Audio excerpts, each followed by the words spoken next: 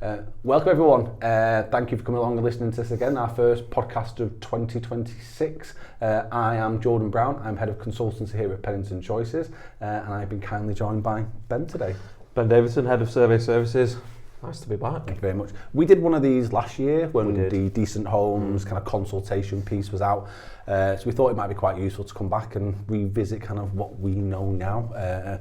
January 28th of January, I think, we released kind of the response and what's going to happen. So I suppose we'll start there, shall we? Do you want to kind of broadly talk us through kind of what it is and kind of what Yeah, so Decent Homes as it stands, there's 4 criteria that need to be met for a home to be considered as decent, which is covered during stock condition survey, covering various points. What Decent Homes 2 intends to set out is 5 criteria. There is a 5th one that's been added, which we spoke about in the last one. So just sort of running over them. Criterion A, properties free of HHSRS hazards. Criterion B, focuses on state of repair of key and non-key components. Criterion C, reasonably modern facilities, which has the addition of window restrictors in now. So you've got kitchen and bathroom as was, window restrictors added in.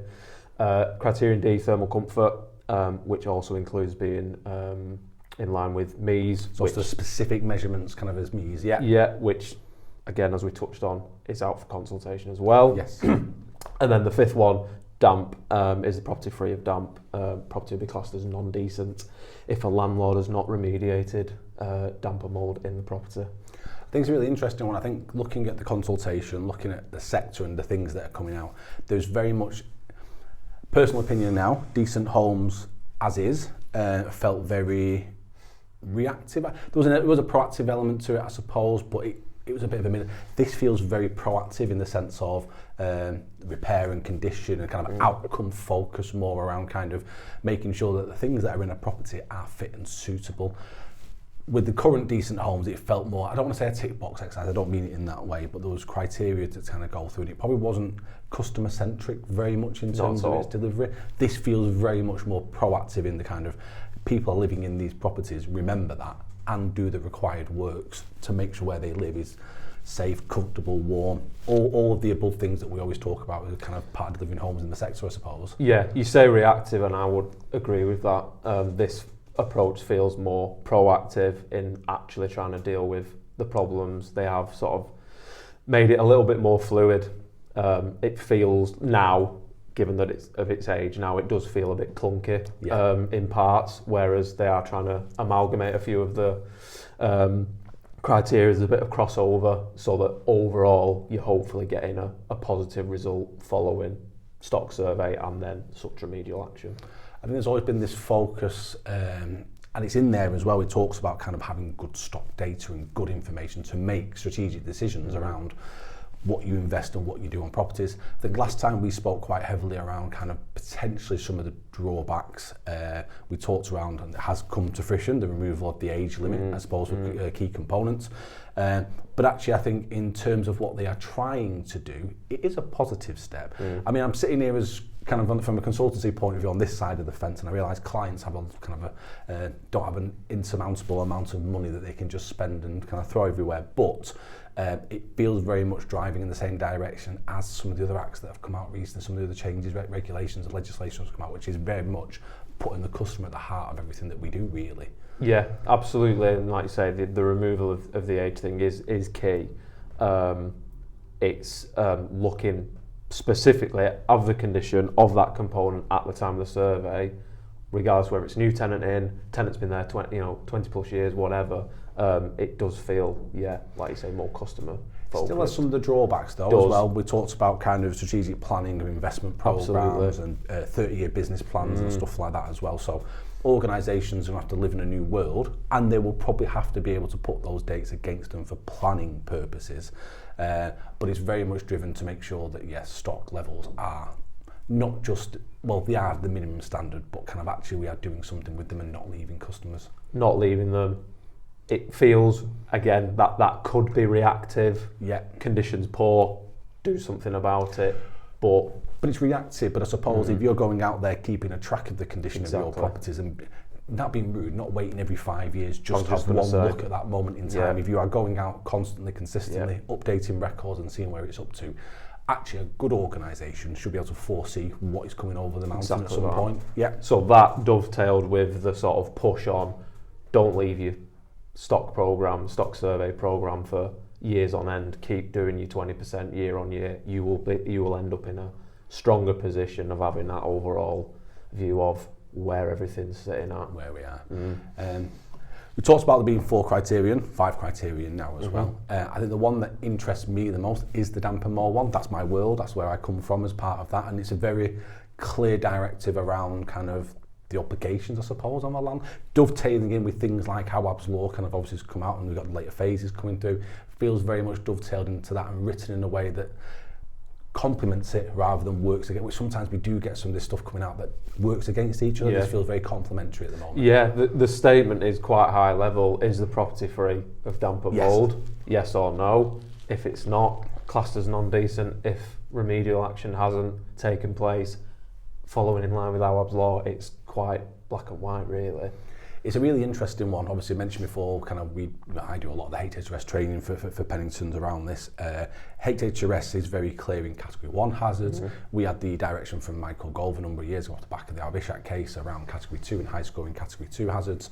Decent Homes is now going that one step further, which says no, damp and mould in property needs to be treated.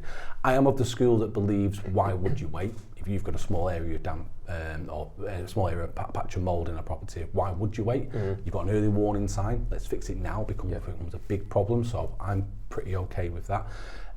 But I wonder if this is going to drive organisations. I know there'll be some people listening to this podcast shouting out around, what about the customer, and kind of what about their involvement in that. I think we're really clear around obligations from a landlord's point of view around, you can't just leave it. You can't just make assumptions, and you can't just blame the customer fundamentally. No. You have got to do that piece that looks at the property, defects, how it's used, what's in there, kind of airflows, temperatures, all the stuff that kind of contributes towards that as well. We need to get to the point of that. And again, Decent Homes feels very much a don't leave it, do something about it. Absolutely, and even now, stock condition world, we're seeing that sort of good behaviour already. Following our Abbs Law obviously coming in October, but even prior to that, clients were starting to say to us, any hint of tell us, just categorise it as Cat 2, it's not, alarm bells, Cat 1 severe, get us out there now, but we want to know. So that's good that that's sort of already. It is, and I always come back to the fundamentals again. Why do we carry out stock condition? Why do we have Decent Homes? Why do we have HHRS? Is to ensure 2 things. One, the property is safe and secure today and allow us to plan for the future. I think historically, I've been in a couple of organisations that do this. If a big issue's flagged up, they'll do something about it. If they've got the time periods of kind of lifespans of components, that goes into a system over here in a dark world that somebody will look at some point in time, and everything in the middle kind of just gets left. Again, this feels very much we're going in, you're spending time in there, have a look at what's going on, what's being done, what can we do, what can we improve, to allow organisations to fix problems if they're there, fix problems early if they become aware of it, but also allow them to plan a bit more for that future as well. Yeah, 100%. And again, just going back to the recurring survey programme, that's the best way of doing exactly what you've just said there. Exactly. Rather than doing a little bit, forgetting about it, and like you say, there's a whole load of properties there that haven't been visited or seen to in years. Whether repairs are being reported correctly, adequately, etc., that's another problem. But just getting that up-to-date data on what is the situation with your Decent Homes being calculated puts people in a better position from the off. It does. And you touched on something really key there. Government guidance a few years ago came out and it talks about, I think the Ombudsman calls it finding your silence, and it's really, really key this as well. Some people will not communicate and contact with organisations for whatever reason, whether it's a language barrier, whether it's one of the ones I've come across kind of quite frequently, kind of in my travels with organisations, is individuals might have a bit of rent arrears and they don't want to go out there and they don't want to communicate with the housing provider just in case. There might be some eviction issues there as part of that. Yeah. I stopped my sentence then at a point. That's me being phoned. So I think one of the key bits is not just one of the key bits is engaging with customers as well, making sure that you're being proactive. Do your customers know how to contact you? Do they know what the repairs reporting process is? Do they know what the standard is? They know what they should be reporting and how early they should be reporting it. And again, I think there's a real emphasis, Decent Homes and generally in the housing sector again, to move away from automation. Not automation in terms of efficiencies, but that having a human being talking to people and kind of engaging and building up those relationships with frontline staff members, on site with residents in their properties as well. It's massive. Years ago, you used to have way more tenant liaison officers. I used to go out all the time. I used to love it. Yeah. You used to know the stock, know the tenants, and you get stuff sort of reported. That's died away a little bit, probably COVID related, some of it, I would say, but equally, we go in and say, I've not heard from council or landlord for donkeys, I've done this, I've done that. So having that communications process in place is massive. It's a huge balance. When I started in social housing, I know I don't look it, but in the early 2001, there was very staff-based, and we used to do scheme walkabouts and scheme inspections, and I knew most of the 2,500 residents, and I walked on schemes and we went around. That was really, really good. And we were probably too person-heavy at that point in time as a sector or organisations I worked in. And then kind of 2010s, there was this culture shift, I think, where we went kind of very digital, so self-service and stuff like that, rise of places like Amazon and things like that. It's a balance. I think we need the right level of individual and people and kind of that communication with the ability to self-serve and be able to do that IT stuff and leverage this side of it for efficiencies. And again, getting away from Decent Homes a little bit, but actually this is very much a put your face through the front door and find out what's going on in there as part of 100%, but equally having that in place addresses some of this with your state of repair, with your damp-free property, to the criteria there. If somebody's reporting in the right way, you can do something about it without having to, go and do a separate survey, whatever. It's already been reported at that point. You're not having multiple. Having the right competency of individuals going in there doing that piece of work. Yeah.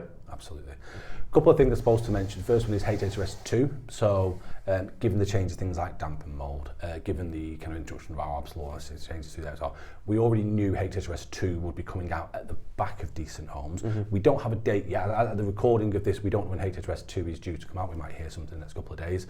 But I think that'll be integral as well as understanding kind of the changes that have come along with HHS 2. Again, for the people listening at this moment in time, what we do know about it isn't integrally changing, kind of the format, how we do the calculation. There is going to be some tweaks and updates and changes and statistical data updates as well. Yeah. But fundamentally, it'll be similar to what it is today. So they're going to make it a bit easier. I hope they make it a little bit easier. It can be a bit complex sometimes. Yeah. But I think that'll be really key to building this in. We've obviously got our ABS law later in the year, so phase 2 coming in, kind of excessive cold, excessive heat, some of the other hazards as well, with the remainder coming in next year, apart from overcrowding, which kind of will supplement this as we go through. Mm-hmm. I think the bit kind of we want to touch on, especially with the age side of it as well, this will probably impact wider within organisations than they potentially recharges, as an example. One of the things that kind of talking to clients a lot around things like Decent Homes and things that are coming in is what happens if a customer doesn't take care of their property and doesn't take care of those key components. Now there's two extremes here. There's kind of not looking after it, and then there's smashing your property up. Mm-hmm. This is where strengthening things like recharge policies, engagement, relationships with customers will really be a factor in where do we need to replace things. There is a potential financial issue with economy of scales, I suppose, is probably the best way for investment, which is you may not necessarily be on one estate delivering 100 kitchens. Those 100 kitchens might be in the same area, but might not be all next door to each other. So there's a knock-on effect for this stuff as well. So there's other stuff we need to be really, really good at to make sure it has a more minimal impact on our finances as part of that. Yeah, you don't want to go back to how it used to be with this pepper potting, because that's the whole point of stock condition survey, programme, life cycle, that 30-year financial forecast. You can do your programmes in your areas to avoid the pepper potting. We hope that this does avoid that. It does, but I think it comes down to strategic decisions. If you are good at stock condition, if you are good at kind of collecting that data and being proactive and going out there, that will probably be minimal. Yeah. We still have some today. You'll always get some of that. You can't eliminate it. But the worse you are at this, or the less of this that you do, the more of that pepper pot is going to come in. And that isn't easy to fix. Once you get into that cycle of kind of doing that, you end up in a scenario where you end up having to write kitchens and bathrooms and windows off to put you back into a proper cycle at that point in time. So getting good at this is really, really important. Yeah, and just doing the survey isn't like, okay, job done. You've got to then work on what's provided to you. Exactly. One of the last ones I want to talk about was really interesting, and we saw some of the statistics that came back from the feedback as well. Do you want to talk us through some of the statistics? I've got a few statistics that, just a couple of, 82% of people responded saying yes, they wanted the age, they thought the age element aspect should be. A lot higher than I thought, actually. Yeah, it's quite high, should be removed. So, yeah, there's the sort of pros and cons a little bit at this stage. Like we said in the last one, you're probably going to find with clients, housing providers, that they're going to have to sort of give some logic around what they consider poor, very poor, average, etc. 90% of people wanted a descriptive measure for defining disrepair related to that criterion B on the back of it. Sensible. Yeah, absolutely. And 83% of people agreed to moving kitchen and bathrooms to a key component. Absolutely makes sense to me. I think on the first two, they're really interesting about kind of descriptors as well. One of the things we find in a bit with AWAB's law is the interpretation of kind of the law and what is included, what isn't included.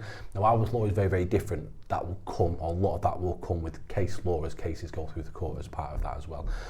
But actually, I think there needs to be an element of grown-upness, I suppose, being adults around kind of what is and what isn't included in that, and being able to make sure that staff members understand what that is. For somebody like yourself who's got kind of runs the stock condition, has the surveyors out there as well, having a clear remit for those individuals on what they're looking for will be really, really key to them. Yeah, you're going to have to set it out at your surveyor briefing, having discussed and agreed with your client before proceeding, because you don't want surveyor's own interpretation, clouding data, and then giving you a problem further down the line. You want it clean from the off. The other one I found really interesting was kind of when people wanted this to be compliant by, I suppose, was the question. Yeah, there was a couple of dates chucked out, 2035, 2037, something like that, and it was sort of split.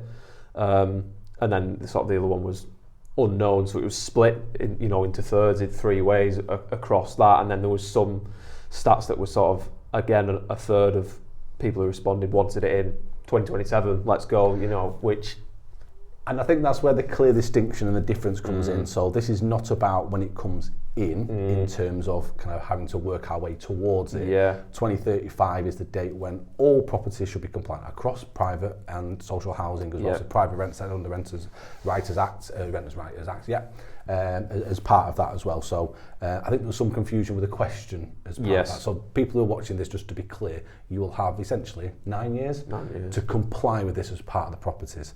I think the bit that needs to be really, really clear is that the existing standard has to remain. Yes. So this is about getting to the increased standard for 2035. So we can't let our properties kind of, we've got 8 years, 9 years, let's put our feet up and let some of our properties drop off. It's okay. This is about pushing up for that, the additional elements, and getting better at what we do and making sure our properties don't fall below that line. 100%, and like I say, already seeing some positive behaviour from our clients in sort of working towards some of these criteria already, even though it's not fully rubber stamped. It's good to just start collecting data like window restrictors, that type of thing. It's good. I think that's one of the key things that I probably say when we go out doing consultancy work. It doesn't matter which area it is, whether it's AWAB's law or compliance or investment or strategy, whatever it might be. Organisations that plan early for the stiff tend to be the ones that land it better. So AWAB's law is the most recent one. We work with a couple of organisations that introduced the requirements, I suppose, around the time frames a couple of weeks early to give them a couple of weeks kind of teething problems to issue them out.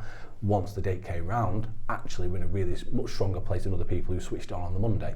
And the same goes for Decent Homes and Building Safety Act when that came out as well. Organisations that plan for it always landed this better. Tend to cost them less. It's brought a bit of cost forward, but it tends to cost them less in the long run because they make less mistakes as part of that. And equally on a number of our webinars, we will typically ask the question, where are you up to? How do you feel? And a lot of the time, you sort of 60-70% are sort of on top of it, aware of it. So it's good to see. Yeah, it is good to see. Brilliant. Yeah. Thank you, Ben. No Thank worries. you for your time today. Thank you everyone that's listening to us again. As I said, this is our first podcast 2026. We will continue to release these every month. And yeah, if there's any topics you want to hear from us or talk to us about, please feel free to email and send it in. And just a reminder, our webinars as well. We have our monthly webinars, our free monthly webinars. Please go to the website and sign up and you get notifications to come along to them as well. Thank you. Cheers. Thank you for joining us today. If you would like to speak to one of our in-house experts, please get in touch either via our website or across our social media pages.